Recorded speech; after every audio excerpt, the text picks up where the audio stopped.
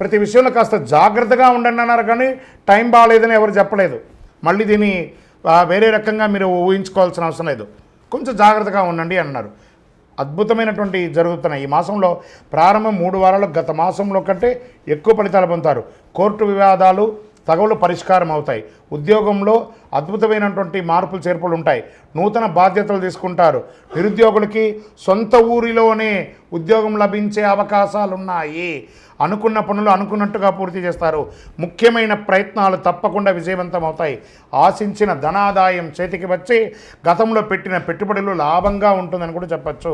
ఆర్థిక లక్ష్యాలు చివరి నిమిషంలో పూర్తి చేసుకొని ఏమైనా లోన్స్ రావాలనుకున్నా, లేదా చిట్ ఫండ్స్లో రావాలనుకున్నా, లేదా ఆస్తిపాస్తుల మీద డబ్బులు రావాలన్నా అవన్నీ కూడా వచ్చే అవకాశాలు ఈ నెల చాలా ఉన్నాయి.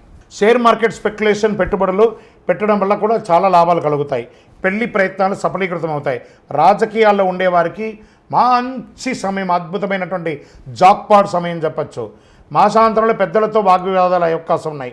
మాసం ద్వితీయంలో 3వ వారంలో జాగ్రత్త.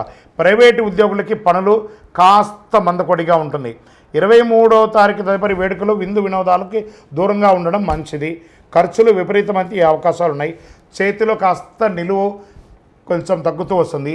ముఖ్యంగా కుటుంబ సభ్యుల వలన కాస్త వ్యయం అధికంగా ఉంటుంది. విద్యార్థులకి మంచి సమయం. కోరుకున్న ఇన్స్టిట్యూషన్లో ప్రవేశం పొందుతారు. పోటీ పరీక్షలు రాసే వారికి ఆశించే ఫలితం పొందుతారు. విదేశాల్లో ఉన్న విద్యార్థులు చాలా బాగా ఉంటారు. ఆరోగ్యం బాగా ఉంటుంది. తీర్థయాత్రలు అద్భుతంగా ఉంటుందని కూడా చెప్పచ్చు.